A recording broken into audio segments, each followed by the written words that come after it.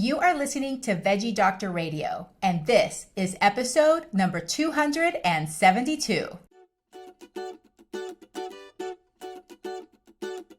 Welcome to Veggie Doctor Radio. I am your host, Dr. Yami, board-certified pediatrician, certified lifestyle medicine physician, certified health and wellness coach, author, speaker, mother, wife, and human being. I passionately believe in the power of diet, habits, and mindset in sparking and sustaining well-being and joy in our lives. This podcast combines expert interviews and thoughtful monologues to explore plant-based nutrition, lifestyle medicine, parenting, mindset, and other exciting and fun topics. I hope that these episodes inspire you, uplift you, and equip you with the knowledge and tools to live your best life. Are you ready to get started? Let's do it. Hey veggie lovers, welcome to another episode of Veggie Doctor Radio. Today I have for you Kelley Gilberry, who is a certified holistic nutritionist who has a specialty in plant-based medicine and is a health coach with a passion for helping others regain their health. He recently released a book called Plants Saved My Life, How Going Vegan Transformed My Health, and we had a really great conversation. What's interesting about Kelley is that he used to serve in the Navy and he was an instructor, a trainer in the Navy, and he's been able to take his experience in that career and translate it into his coaching. So he has a very different way of going about things, which is very refreshing, very practical, very actionable. I want to remind you that the information on this podcast is for informational and educational purposes only. It is not meant to replace careful evaluation and treatment. So if you have concerns about you or your child's, anybody in your family member, in your family's eating, nutrition, or growth, please consult a health professional. So in this episode, we talk about the story of how Kelley was inspired to adopt a plant-based diet and what happened multiple times in his life back to back that really prompted him to make the change. We talked about what his diet and lifestyle was like before he made the change and what was most difficult for him to change. We talked about how it's influenced his family and friends. We also talk about what his clients struggle with the most and how he helps them with that struggle. We talk about his top 10 healthy eating and lifestyle philosophies. There's a lot of little nuggets of wisdom in there. I think you're really going to enjoy hearing that. And then we end with his morning routine and how he practices time-restricted feeding and his regimen for that. So overall, this is a really great, actionable, practical episode that I think will inspire you and motivate you. If you're sitting on that fence wondering what to do next, I think this is a good one to listen to. Thank you so much, veggie lovers, for being here week after week. I appreciate you so much. Thank you for spreading the love and sharing this episode with your friends and family. For the new listeners, welcome. So glad to have you here. I hope that you explore some of the other episodes and share as well. So let us now welcome Kelley Gilberry. Kelley Gilberry, welcome to Veggie Doctor Radio. Thanks for having me, Dr. Yami. It's good to be here. Well, great. It's such a pleasure to have you and to learn more about you. I've seen your work on Instagram and I'm just excited to learn more about your journey. I got your book and I read your book this week, so I think we're going to have a fun conversation. Let's start with your story of how you ended up transitioning into a plant-based diet and what prompted you to change your lifestyle. Well, it kind of started pretty tragically. A few years ago, I was in the worst shape of my life. I lost my mother instantly. She was here one day and gone the next day. She was here like that, and then she passed away from a heart attack. So I got in so my older brother called me and said, "Hey, listen, mom's in bad shape. She went in for some stents, and then when she went in for the stents, she ended up having a heart attack on the table and passed away on the table." So they revived her, had to bring her back to life, and then I got on the plane. And when I got on the plane, I saw her hooked up to all the life support machines, and then she ultimately passed away from a heart attack. So when I got back on the plane and flew back home, went to the doctor. The doctor told me, "Hey, listen, you're in the worst shape." Well, he didn't say that, but I knew that I was in the worst shape of my life because my weight had got out of control. I was pre-diabetic, and And I had just got diagnosed with heart disease as well. Keep in mind, my mother had just passed away from a heart attack. So if she passed away from a heart attack and I get all these things at the same doctor's visit, I decided to, actually, I didn't decide to make a change at that point. I was just kind of confused. I was confused as to why my mother passed away. So I started doing more and more research. And the more and more research I did, I kept getting pointed back to the food. But before that, she came to me in a dream after she passed away and told me that I had the God-given ability to be able to help other people heal from their, she said, this is the reason that you were put on this planet. The reason that you were put on this planet is to deliver this message to people that let them know that, listen, hey, you don't have to suffer in silence. You don't have to, your loved one does not have to pass away suddenly from a heart disease. So then when she passed away, keep in mind, when she came to me in that dream, I'm in the worst shape of my life. Like, what do I know about healing people? I have no idea how to heal anyone. So then about a month later after having that dream, my uncle came to live with us, and he was given 2 months to live because of cancer, which used to be in remission. Now it's back with a vengeance. It's no longer in remission. Now it's back with a vengeance. And then he ultimately passed away after 5 months. So when he passed away after 5 months, that dream, it instantly made sense. So I literally went on a mission from first becoming my own client. So I went from the absolute worst shape of my life to the absolute best shape of my life. That's what I go by, One Determined Vegan. So that's when One Determined Vegan was born, because I realized that what that dream meant. It meant that it's time for me to go on a mission, and it's time for me to first change the misfortunes of my own health, and then teach this to literally everyone in the world. And that is what my mother told me in this dream. She said, "You are the one. You are the one to be able to do this." And so that's the mission I've been on ever since. Oh my gosh, what an incredible story. It's like you got a wake-up call 3 times in a row, painful each time, so much pain, but through that pain, you've been able to turn it into something productive and beautiful and joyful and hopeful for other people. So I'm very curious. I want to get more into your journey of like how you transitioned into a plant-based diet, but I'm really curious about the dream. Before you had this dream, do you feel like you were a particularly religious person? Did you believe in those kinds of things that people can come to you in dreams? And when you first had the dream, do you feel like it motivated you to make changes, or was it something that had to evolve and did it take time? I don't know. I'm a man of faith, but I don't know if I necessarily believed in the sense that, hey, listen, a dream comes to you and tell you that this is what you're supposed to do. I had no, recollection of that. But when she came to me in the dream, at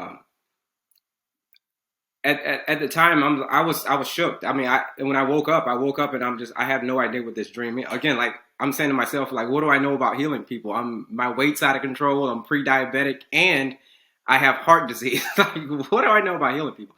So as the months went by, and I just could not shake this dream, no matter how hard I tried. I tried to shake it. I couldn't shake it. I tried to shake it. I started seeing like these numbers and sequences. I kept seeing like these same 2 numbers. I'm like, what do these numbers mean? So I looked up those numbers, and those numbers were very powerful numbers.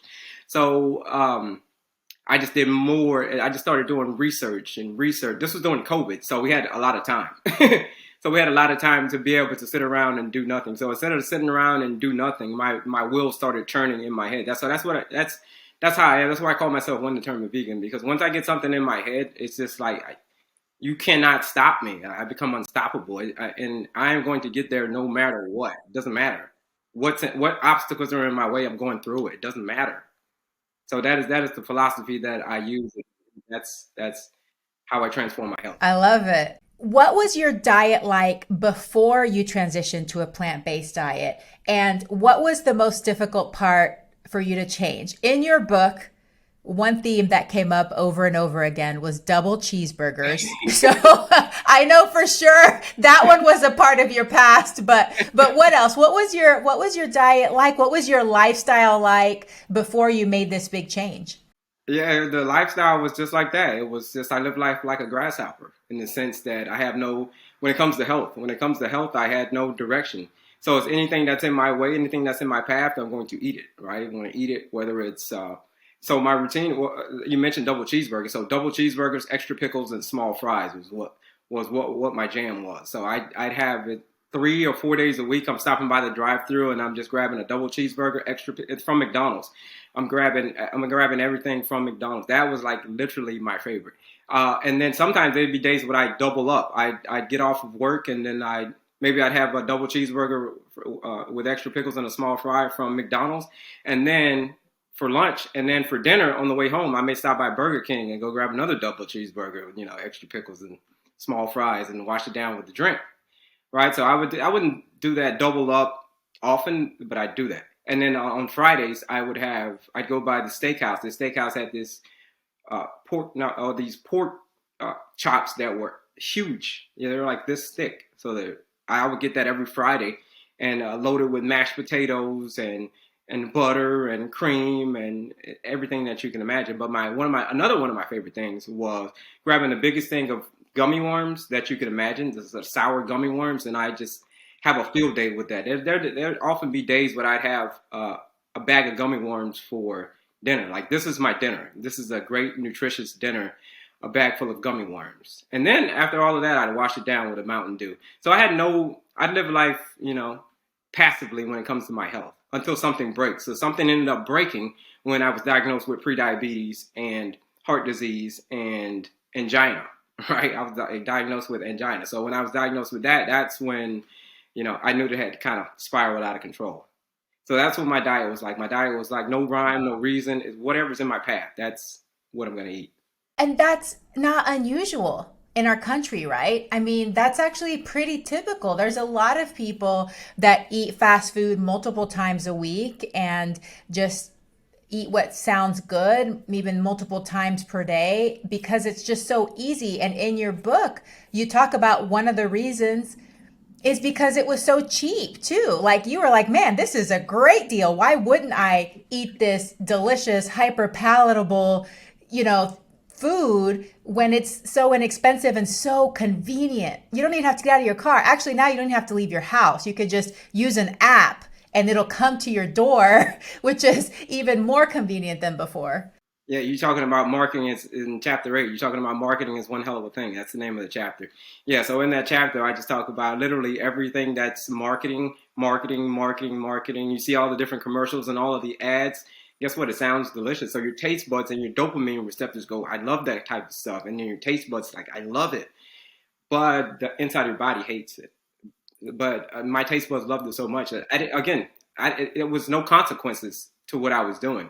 So I would keep doing it until something broke. And when something broke, then guess what? Now I'm trying to leave it up to the doctors to be able to rescue me from, all the years of abuse that I gave to my body. So all the years of abuse was, now it's time to you need to go in there and make some serious changes if you want to be able to transform your health. I think that you asked earlier what was the toughest part of it. It wasn't tough for me. It wasn't tough in the sense that I knew what I wanted to do. I knew that my mother had just passed away from heart disease. I knew that my uncle had just passed away from cancer. I knew that my health had spiraled out of control. So it was easy for me to say, again, once I get something in my head, once I get to the point, it was in December of 2020 is when I made the decision to say, you know what, enough's enough. And on January 1st, I decided to go on a whole foods, plant-based, a vegan lifestyle and journey. And then that was the journey that I made ever since. So there's a lot, life will get in the way. You go out, hang out with friends, family, and all that different stuff. That stuff doesn't bother me anymore because I'm so determined and I'm so focused on the goal and the dream that my mother instilled in me that it doesn't matter anymore. So it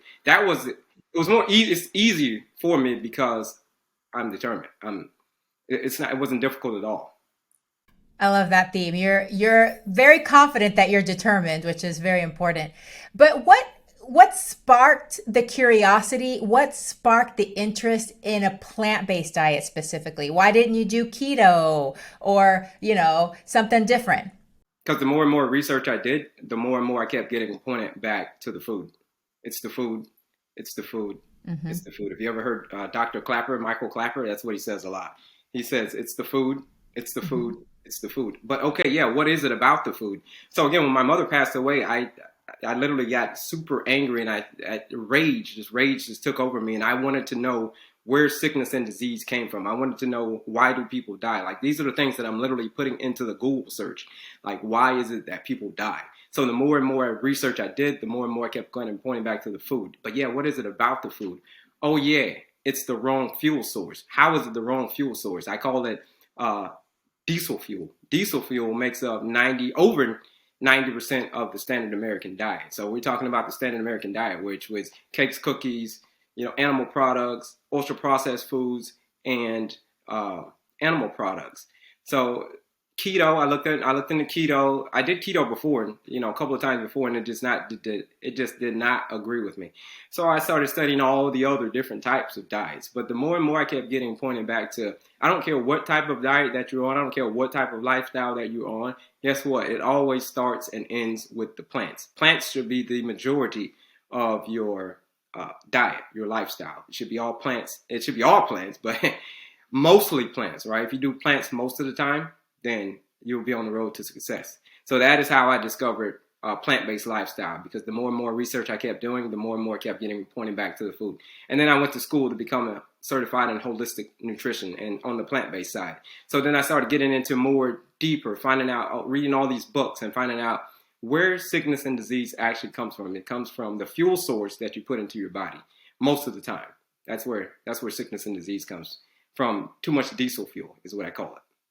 Okay, so then you made the transition. You started eating plants. You went from cheeseburgers and ribs and pork chops to a plant-based diet. So how has that influenced people around you, your family and your friends?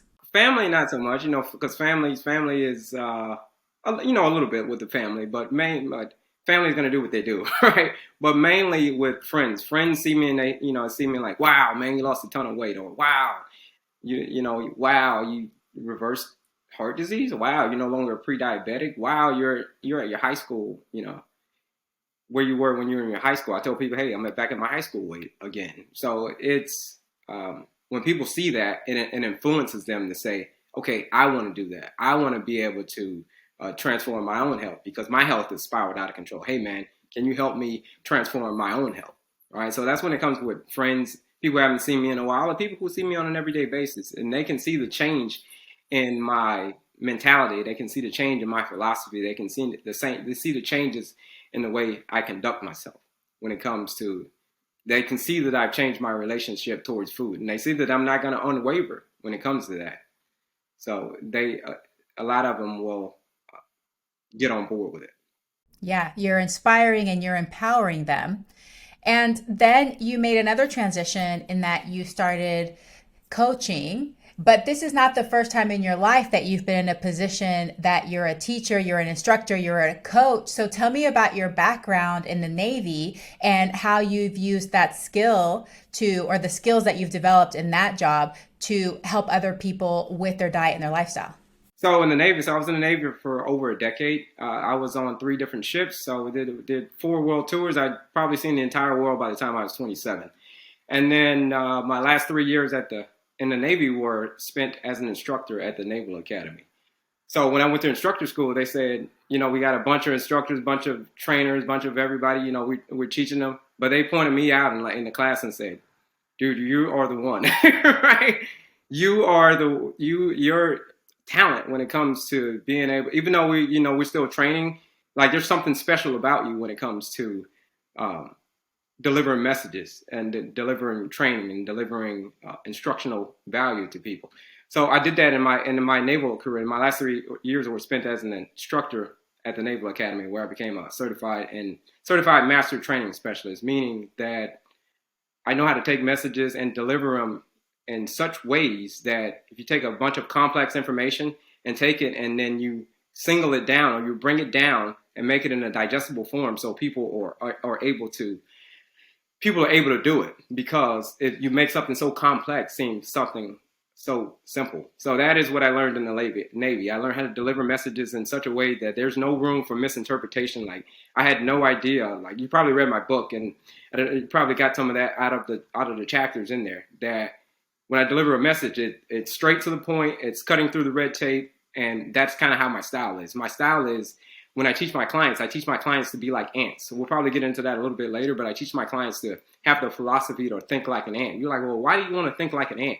You very much trust me. You want to think like an ant because ants are important in two different ways. First and foremost, they always know what they want to do. They always know where they're going, and they always know how to get there. And the second thing is they're not going to stop until they get there. It's either two things are going to happen. Either they're going to accomplish their goal or they're going to die. That's it. They're going to accomplish their goal and they're going to die.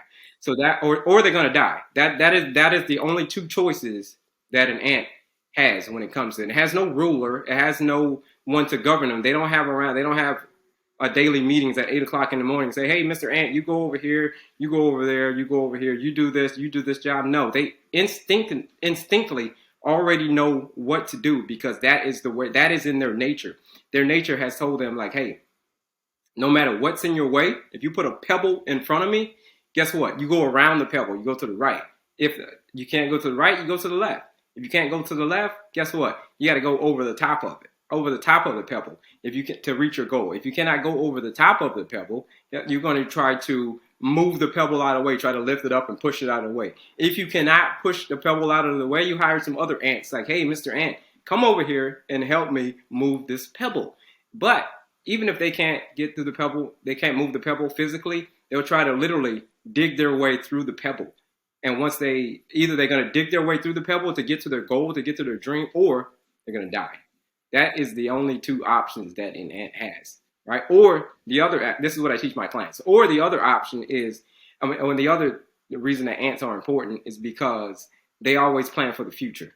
They always plan for the winter time. In the summertime, they're gathering up everything that they need to gather in the summertime or in the springtime, whichever time of the year it is, to be able to have a harvest in the winter, right? If they always plan ahead. So they're always planning ahead for their future. They don't live life passively in the sense that I'm just going to live my life passively, especially when it comes to health. I'm going to live my life passively and I'm not going to have a goal. I'm not going to have a dream, kind of like how I was doing before. I live my life when it comes to my health passively. So do not live your life passively and wait for the doctors to bail you out, because the key is you want to become your own doctor. So that's what ants do. Ants literally, they will stop at nothing to get to their goal, because again, that's why I call myself one determined vegan, because I literally think like an ant. So that is how I teach my clients to be able to. If you have a goal, if you have a dream, do not let anything stop you.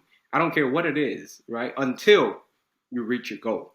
So that's kind of the philosophy. That is how my Navy philosophies, that is how my Navy training transitions into my coaching for today. And it's very successful. It's very beneficial because I take things and I make it so simple for people that they want to do it.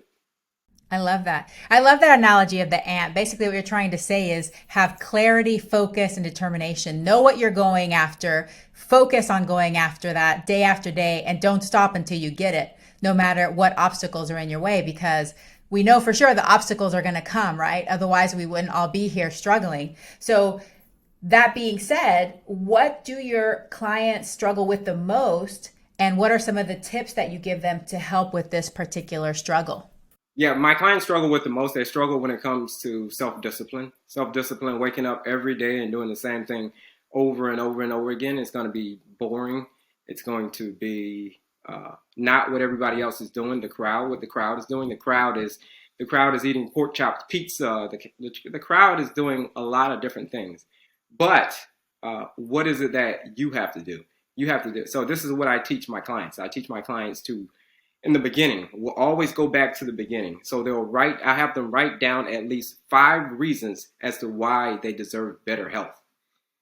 Then write down why you'll never give up, right? So write down 5 reasons. We do this in the beginning before we even start with my program. 5 reasons as to why you deserve better health, and then write down why you'll never give up. Write down what's going to make you unstoppable.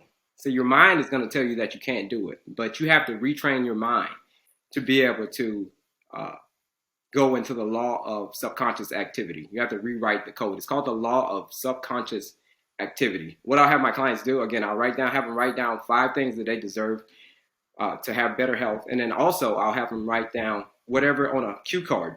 whatever their goal weight is. So like their goal weight is, whatever your goal weight is, or whatever it doesn't even have to be weight. It could be whatever your goal is. Hey, I want to reverse angina. I want to reverse pre-diabetes, or I want to reverse my autoimmune condition, or whatever it is. You write that down on a piece of paper. And then on the back, I have them write down, ask, and it shall be given to you. Seek, and you shall find. Knock, and it shall be opened unto you. Right? So you have to reprogram your subconscious mind. And once you reprogram your subconscious mind, your body, even though things are boring, I hate doing this. I don't want to get up and work out. I don't want to, get up and prep this food every single day. But once you reprogram your subconscious mind, your body will start falling into line with whatever your mind is telling it to do. So you literally have to rewrite the code. So that is kind of one of the tips that I teach them, is how to rewrite the code.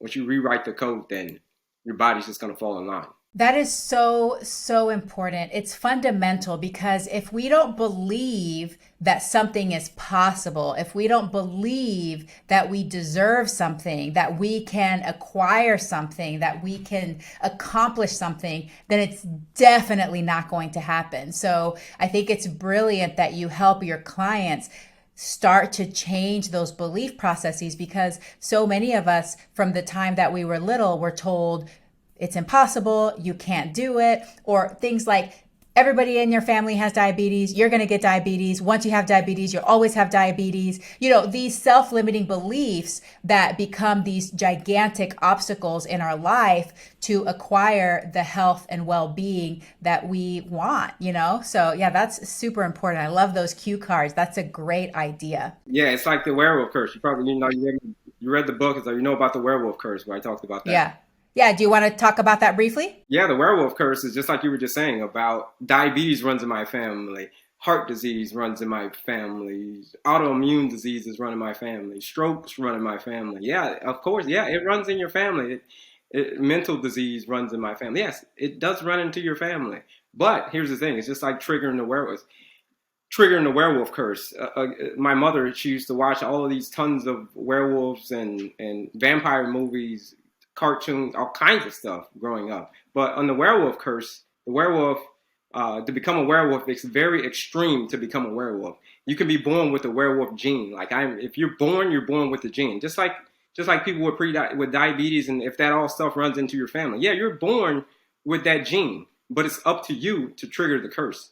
Right? Trigger the curse of, now you have full-blown diabetes. Now you have full-blown heart disease. Now you have full-blown autoimmune disease.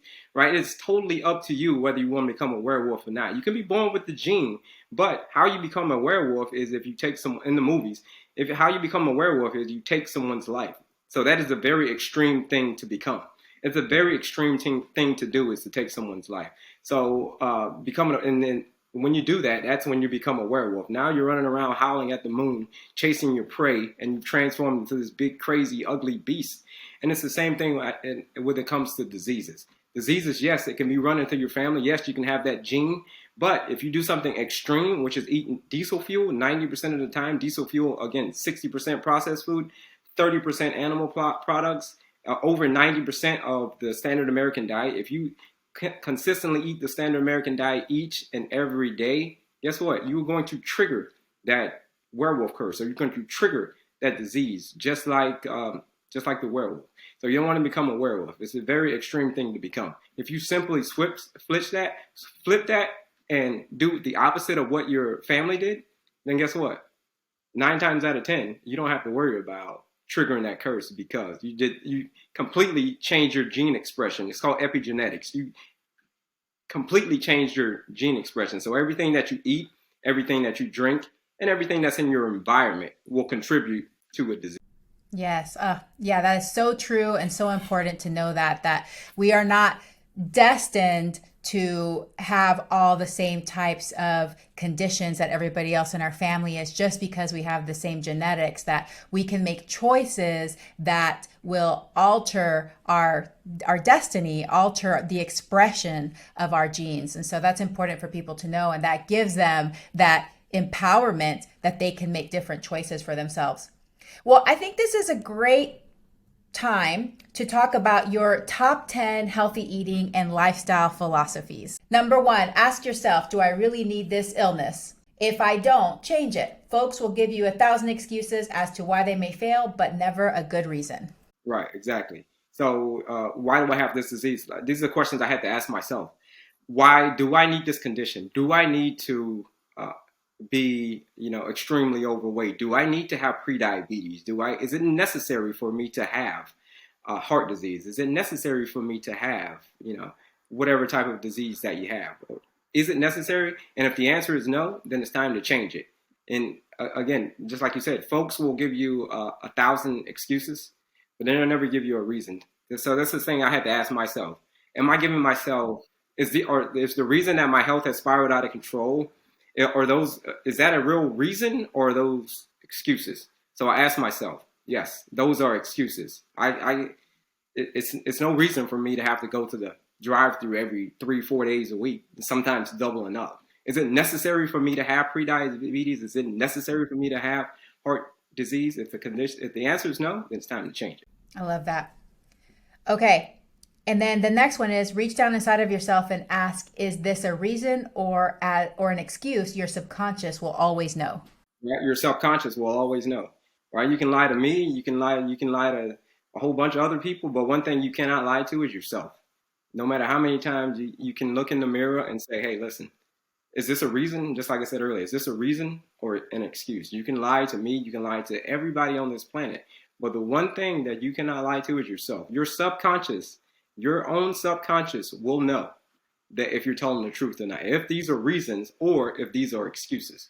Right? So that's another thing you have to do. You have to reach down inside of yourself to be able to blossom. So once you reach down inside of yourself and you basically you have to face yourself. You face yourself and say, yes, these were excuses, or this was an actual real reason. Then you can move forward from there. But until you get to that point, there's nothing there. Yeah. And I think that's important because a lot of people don't trust themselves when it comes to their intuition or,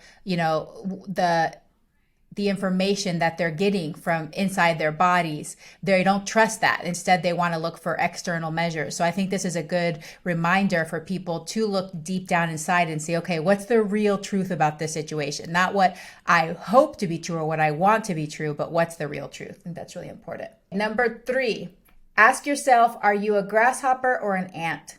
Right.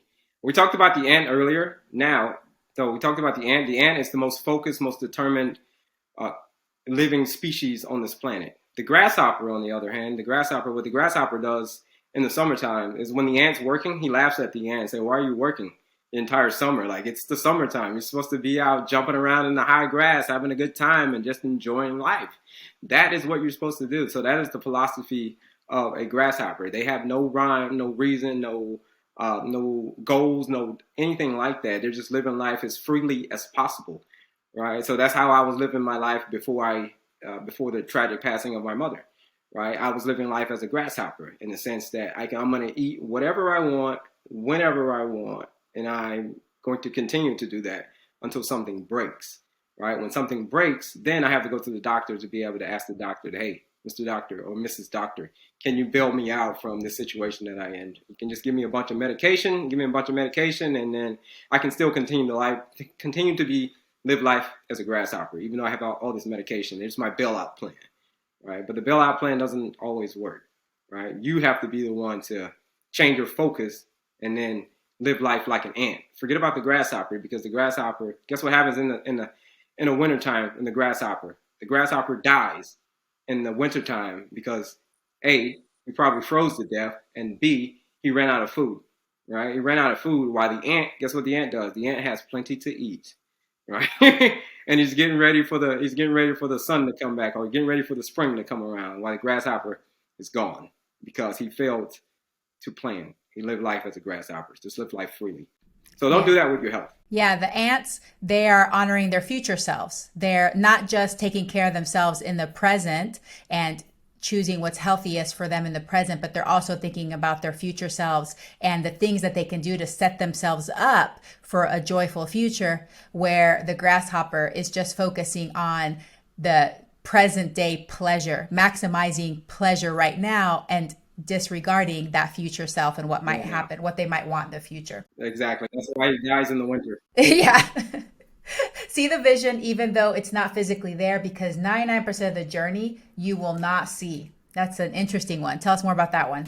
99% of the journey is invisible. The analogy I like to give was when I was in the Navy. So when I was in the Navy, say like we were going from Spain to back to Norfolk, Virginia. Norfolk, Virginia was the home port. Guess what's in front of? Guess what's in front of us? We can't see Norfolk. We can't see it all. It's invisible. But we know that it's there. It's invisible. 99% of the journey is there. Guess what? The Atlantic Ocean is a big ocean. So when you cross that ocean, I don't know if you've ever been out in the ocean before, and if you've seen as much water as I have. I've seen a lot of water in my days. So you can look from every corner, no matter how far you're looking around, it's nothing but ocean.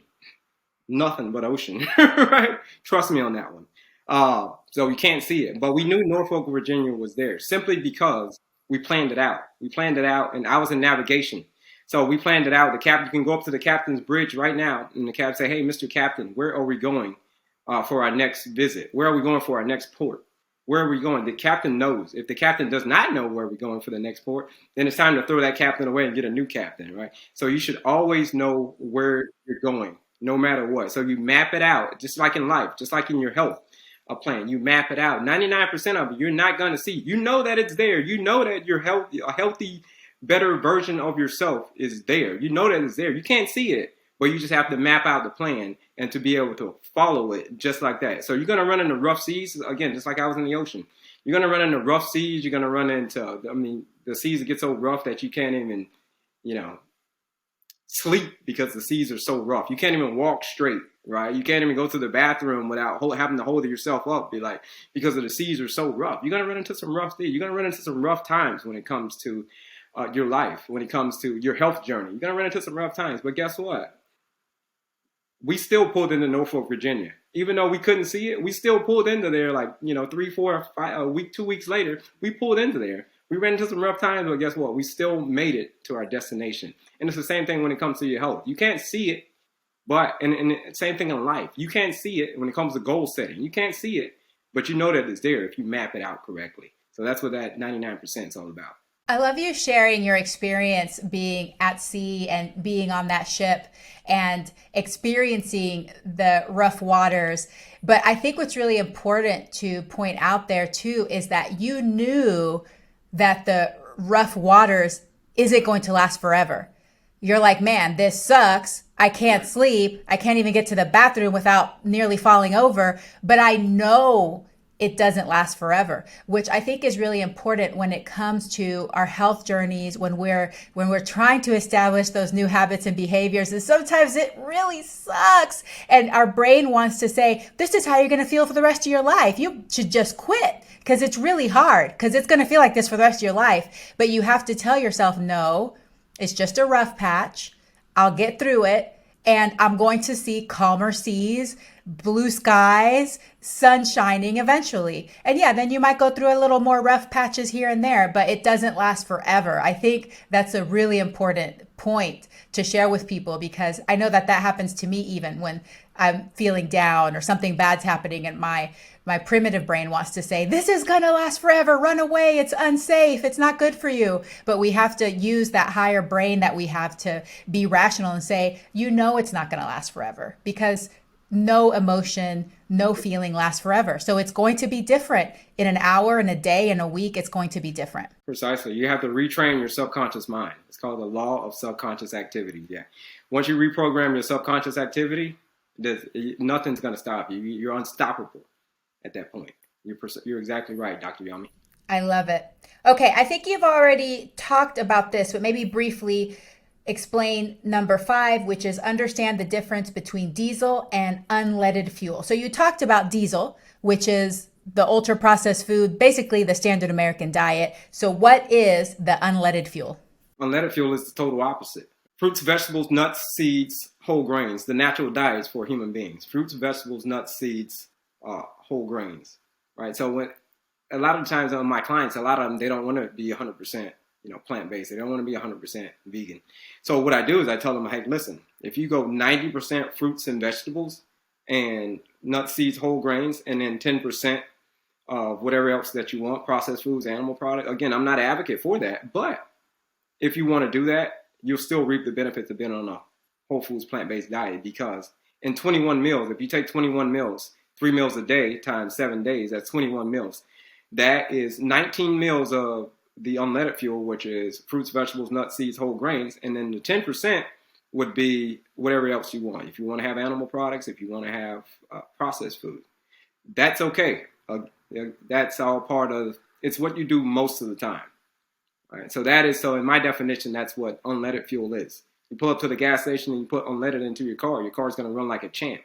If you pull up to the gas station and you put diesel fuel into an unleaded burning engine, then guess what? Your car is not going to run very well at all. I gave a story about that scenario in my book, where an old coworker of mine, his daughter filled the car up on diesel fuel, and the car broke down. So simply because she put the wrong fuel source into an unleaded burning engine. So that's the difference between diesel fuel and unleaded fuel. So you have to know the difference between the two to be able to navigate through life. Yeah, focusing on those whole plant foods. And I know you didn't do this on purpose, but I want to make sure that everybody knows that beans are included in that list as well, because I'm very partial to beans. I'm a bean pusher. Oh, yeah, beans. So don't forget the beans. Yeah. All right. Don't forget the beans. Yeah. Fruits, vegetables, nuts, seeds, whole grains, and legumes. There you go. There we go. Okay. And then you kind of already covered the next one, which is the 90-10 rule. Eat real food, not too much, mostly plants. It doesn't have to be all or nothing, but as consistent as you can be in eating more of these whole plant foods, the better it's going to be. So let's skip to number 7, the 3 Ps: plants, prep, plate. What does that mean?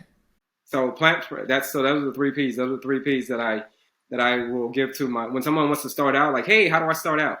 How do I start out on a whole food plant-based diet? How do I start out incorporating more healthy foods into my life, right? So it's the 3 Ps. So you want to start with the plants. You go into the grocery store and you're just like, hey, the first thing I want you to ask is, where are the plants? Say, hey, where are the plants? Okay, they're over here to the left. Okay, they're over here to the right. Where are the plants? You should get the majority of those should be plants. Plants. Even when you go out to the drive-through, when you go out to dinner, when you go to wherever you go, you always want to ask the question, where are the plants? Where are they? If they're not there, then you should strongly consider having a lot more plants. Again, it doesn't matter which diet that you're on, doesn't matter which lifestyle that you're on.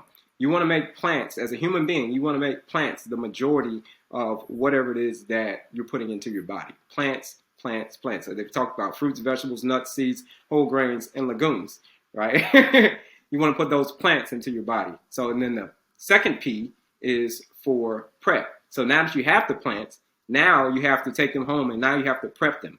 You prep them for the week. You chop them up, you cut them, you slice them, you dice them, you do all that different stuff to them. And then you store them in the fridge, get them nice and ready, meal prep for the week. So you have to be able to prep those. So it's the plants, and then you prep the plants. And then the last P is for plate. So put them on your plate.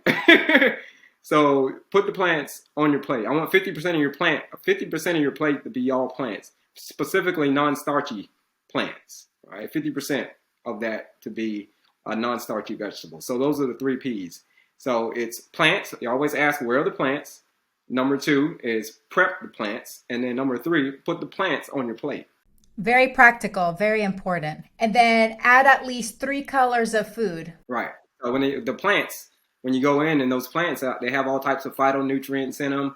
For disease prevention. All the plants have the colors mean something. So the red means something, the green means something, the yellow means something. All these different colors of plants. If you combine I want you starting off at least 3 colors. So you can get a purple cabbage, orange carrot, red, green kale, all different types of stuff, all bell peppers, all different types of colors, right? So you want to have at least 3 different colors. That ultimately I want you to eat the rainbow, but that is where you start out. So that's how I tell my clients. That's how I tell people, like, hey, can you give me some pointers into starting out like that? So it's the 3 Ps, and then followed by 3 different colors.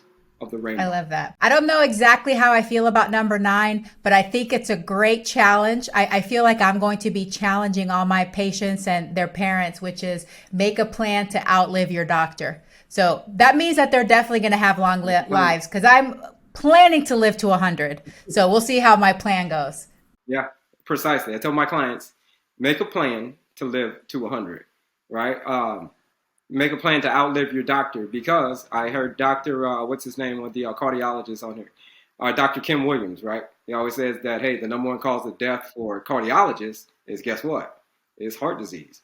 The number one cause of death for pretty much all doctors is also heart disease. Heart disease is the number one killer worldwide, but specifically for doctors as well. So if you wrap your mind around that a doctor is the number one cause of death for a cardiologist is heart disease, that's crazy. So now you have to make up plans. It's like, okay, doctors, they're not excluded from it. They're not excluded from, all the stuff of the standard American diet. They can catch it too, right? So therefore, I want you to make a plan to be able to outlive your doctor. And I want you to make a plan, just like you said, to live to 100 years old. So what is the things that you have to do to be able to line yourself up to be able to live to 100 years old? And that also goes back to question number 1. You have to ask yourself, is it necessary for me to have this disease? Is it necessary for me to have, prediabetes and angina and all? Is it necessary for you to have all that stuff? If the answer is no, then you need to make a plan to be able to move forward and live to 100. And then this is part of the plan. Make a plan to outlive your doctor. I love that. No, that's great advice, because that also goes back to the honoring your future self and making sure that you're always thinking that long game as well, not just living for today, but thinking that long game. What can you do to set yourself up for longevity? Because that longevity, it brings so much joy and contribution and time that you can really have with your family and serving out your purpose. So I love that. Okay, and the last one is, you don't always have to live the same life. You can tear up that script and live totally different. I love this. What do you have to say about this one? 100%, 100%. You don't always have to live the same life. Just like I did before, I tore up my script and I lived a totally different life, right? So you can't change your destination overnight, but one thing that you can do is you can change your direction overnight. Right? You can change your direction overnight, in the sense that 5 years from now is surely going to come. 5 years from now, if you look in the year 2028, it's going to be here, right? But what can you do in the meantime to be able to change your direction, and in the sense that to get to a different destination, right? You don't have to end up in the same destination. Either you can land in an undesigned destination or a well-designed destination. And trust me, you do not want to arrive in an undesigned destination. Just like we go back to the ants and the grasshoppers. The ants they plan their life out. They have a very well-designed destination, right? The grasshopper, on the other hand, he does not have a well-designed destination. So if you're living life as a grasshopper before, you can literally tear up that script and live your life totally different. You can literally change your direction overnight. You can't change your destination overnight, but you can change your direction overnight. So that's what I mean by that. Absolutely. Tear up that script. Absolutely. Oh, I love that so much. That goes back to that clarity. That goes back to believing that you can have some of these things that you think are impossible. You can have health and well-being. You can feel good now, and you can start taking those steps to get there and to stay there for longer, and even inspire other people around you. All right, Kelley, what do you wish more people knew? I wish more people knew that. I'll always go back to health again. It always goes back to, I wish that people knew that they don't have to suffer in silence. I wish that people knew that they don't have to have prediabetes. I wish that people knew that they don't have to have heart disease. I wish that people knew that they don't have to lose their loved ones, 30 years. You don't have to pass away at 44 years old, right? Or 45 years old. You can live to, just like we said, you can live to 100. Right? You can make a plan and you can live to 100. And you can simply do that by changing a lot of it. You can change a lot of it by what's at the end of your fork. If you change what's at the end of your fork, you can change a lot of things about your health, well-being, and yourself. I wish that more people knew that. And then that is what my job is. That is what I am put on this earth to do, to tell people, listen, you don't have to do that anymore. You can live life totally different. You can tear up that script live your life totally different. So that's what I wish more people knew. I love that. That's so empowering, so powerful. I'd love to know, do you have a morning routine? And I'm going to tack onto that. If you're currently practicing time restricted feeding or intermittent fasting regularly, I'd love to know about that regimen if you have it as well. Yeah, I do have a morning routine. I wake up at 4:30 every morning, and I do a meditation at 4:30 in the morning. But and I meditate on 4 different questions that I ask. I'm big on asking myself questions. First, I ask my questions: who am I? Second one I ask is, what is my purpose? Third is, what do I want? And then the fourth question, it's a series of questions. What is it that I have to learn? What is it that I have to try? What is it I have to refine? And what is it that I have to evaluate to be able to get to whatever it is that I want?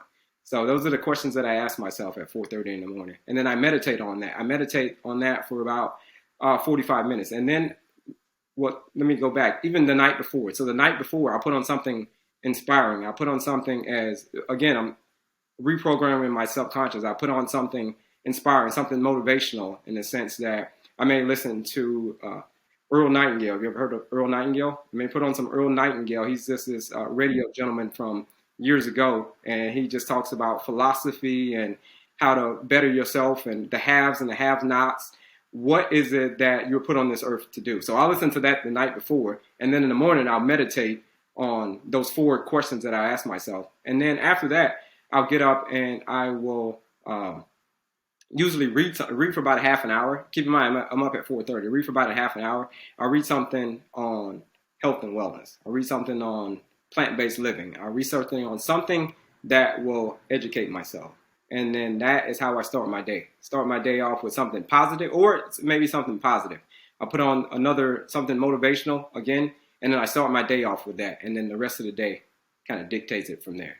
As far as my intermittent fasting is concerned, I go 12 hours. I try to go at least 12 hours without eating, right? So I know you read my book, so the circadian rhythm, and I've heard you talk about the circadian rhythm before. So I try to stay in line with the circadian rhythm in the sense that when the sun's coming up, I'll eat something very, very light. So the sun's not up in the morning time. It's still coming up. It hasn't reached its peak yet. So it's the same thing for your body. Your body wants something really, really light in the morning. So I either get a vegetable juice in the morning at about 8 in the morning, and then at about 10 o'clock, I will have a big fruit bowl, giant fruit bowl filled with, berries, strawberries, whatever I want to put in there, oranges. That is my mid-afternoon snack. So then when 12 o'clock comes, or when the afternoon comes, that's when the sun's at its peak, right? Your body operates the same way. So that's when I have my heavier meal.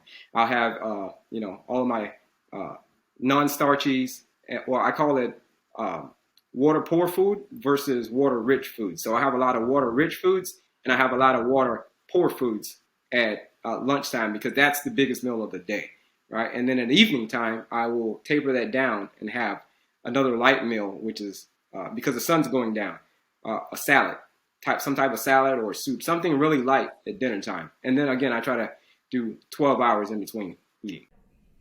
I love that. Thank you so much for sharing that with us. I love how you start your day with meditation, but it's meditation with purpose. You're also very focused in your meditation practice. That's beautiful. Well, Kelley, this has been fantastic. You've had some really valuable, practical information. You're an inspiration to so many people. I would love for you to let us know where listeners can connect with you and what products and services do you offer?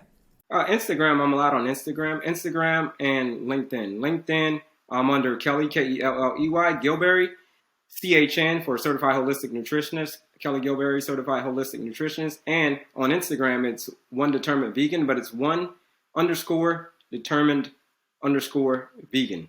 All right, so One Determined Vegan. Or you can find me at onedeterminedvegan.com. My products and services are, of course, the book. The book is getting ready to come out in 2 weeks. When that comes out, and then after the book, that is my services. So right now I'm still doing one-on-one coaching. I'm getting ready to end my one-on-one coaching and go into I'm building a group coaching program. That group coaching program is called Plant Fit. So group coaching program where it's going to be 12 weeks or 3 months of, you hear me talk, right? But you hear me talk, but it's a course, it's a curriculum that I'm designing to be able to take someone from what I did and simply use those techniques and those philosophies to be able to transform their own health. And it's literally an entire course, a 12-week course on that. It's called Plant Fit. So that's coming soon.